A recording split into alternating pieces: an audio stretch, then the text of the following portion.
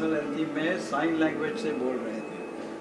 तब हमने डिसाइड किया कि ये साइन लैंग्वेज से बच्चे कभी आगे नहीं बढ़ सकते हैं, इसीलिए हमने तभी जोश फाउंडेशन क्रिएट किया और जोश फाउंडेशन थ्रू हम उनको डिजिटल हियरिंग एड दे रहे हैं। ये डिजिटल हियरिंग एड ऐसा रहता है कि उसमें से नॉइस सेपरेशन होती है, चाइल्ड को क्लैरिटी मिलती है, क्लास में जब भी पढ़ाते हैं तो नॉर्मल तरीके से पढ़ सकते हैं और नॉर्मल एजुकेशन ले सकते हैं। इसीलिए जो आज तक सब जो बोल रहे हैं कि डेफ एंड डम्ब, ये डम्ब नहीं है, दे आर ऑल होशियार बच्चे हैं।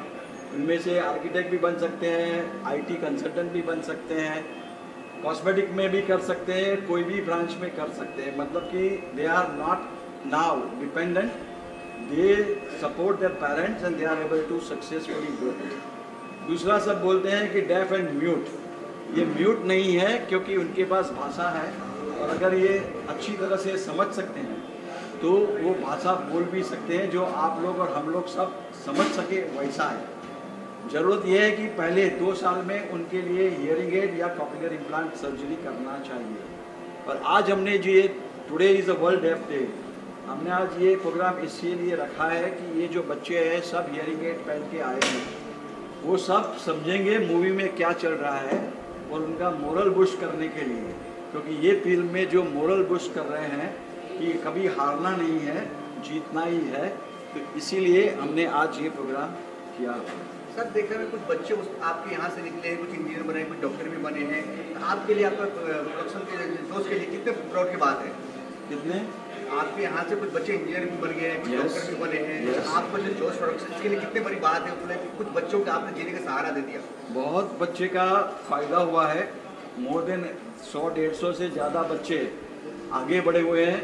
हमने जब से ये हियरिंग एड नया और digital hearing aid which is very costly hearing aid, normally सब जगह पे जो हियरिंग एड का कैंप करते हैं तो सस्ता वाला हियरिंग एड देते हैं जिसमें खाली लाउडनेस आता है, उसमें समझ में नहीं आता है।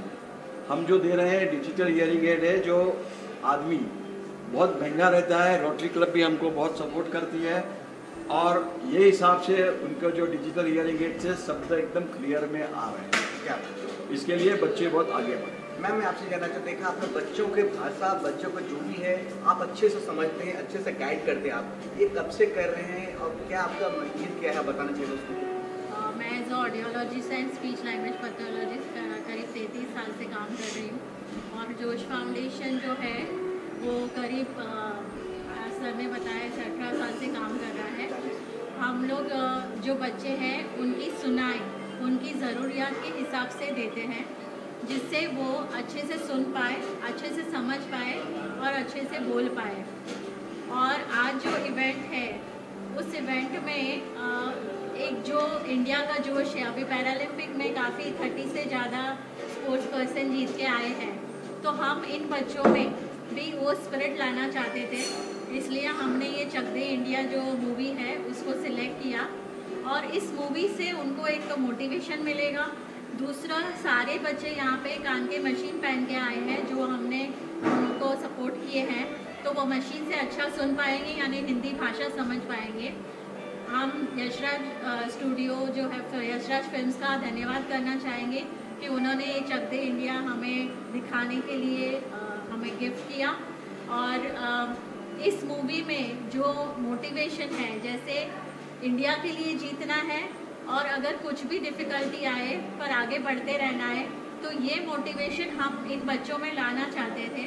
और स्पोर्ट्स की जो हम जोश फाउंडेशन से स्पोर्ट्स एजुकेशन में भी सपोर्ट करते हैं, तो वो स्पोर्ट्स की भावना उनके अंदर आए, उसके लिए ये इवेंट किया है। और इन सारे बच्चों को जो भाषा है वो समझ आए, जो नॉर्मल बच्चों के जैसे, इसलिए हमने इंग्लिश टाइटल्स मांगा था, उन्होंने दिया भी, लेकिन मैं चाहती थी कि हम सारे ये जो सारे बच्चे हैं वो सुन के और समझे।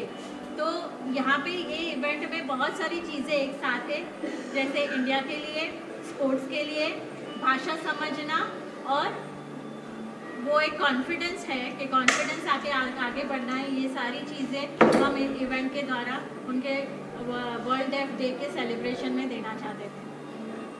सर आप कुछ बोलना चाहते थे?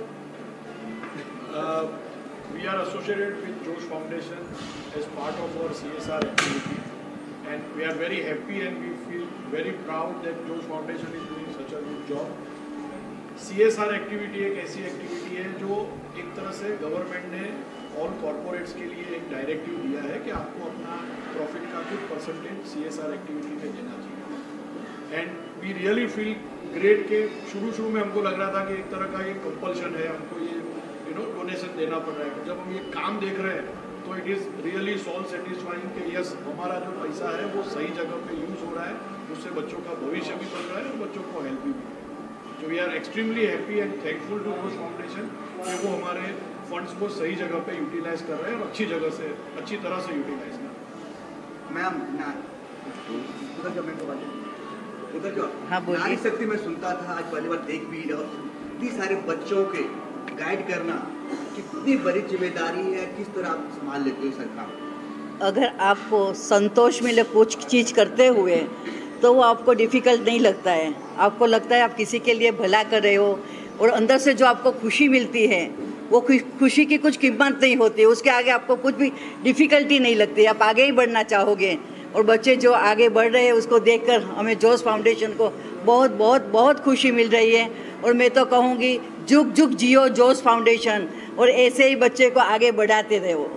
Thank you. नहीं मैम, और जानना चाहते हैं कि आप लोग जैसे नारी शक्ति काफ़ी सारे देख रहे हैं, काफ़ी सारे 1900 बच्चों के जो आप ईयर लिए आपने वायरलेस काफ़ी महंगे होते हैं, इतने देना, इतने लोगों को प्राउड करना, मतलब किस तरह आप लोग हैंडल किया आप लोग इस तरह से? हमको CSR से मिल रहा है, जो बहुत सारे कॉरपोरेट है वो लोग आगे बढ़ रहे हैं, वो लोग हेल्प कर रहे हैं, वो लोग देखते हैं कि ये काम अच्छा हो रहा है और ये बच्चे आगे बढ़ रहे हैं। जो बोल भी नहीं पाते थे, जो सुन भी नहीं पाते थे, वो लोग आज आर्किटेक्ट है, एयर होस्टेस है, ब्यूटीज में वो लोग ने नाम कमाया है।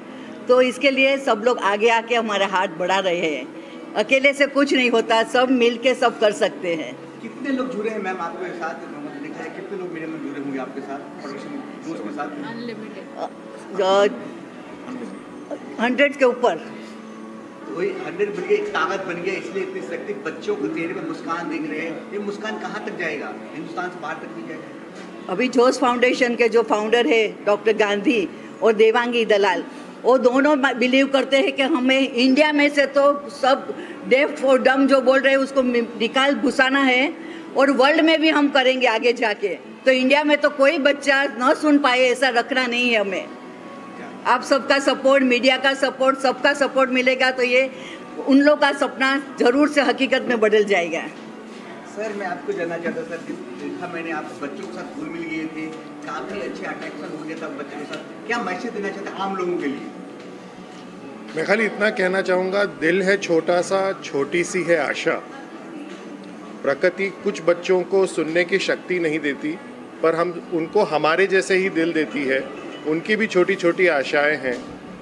तो मैं हार्दिक विनम्रता से धन्यवाद करना चाहूँगा जोश फाउंडेशन का, संदीप भाई पारेख का, जयंत भाई का, देवांगी बहन का, कि उन्होंने ये इनिशिएटिव लिया कि छोटी छोटी आशाएं पूरी कर दें, क्योंकि बच्चे बहुत कुछ आगे जाके बड़ा बड़ा चीज़ अचीव करेंगे।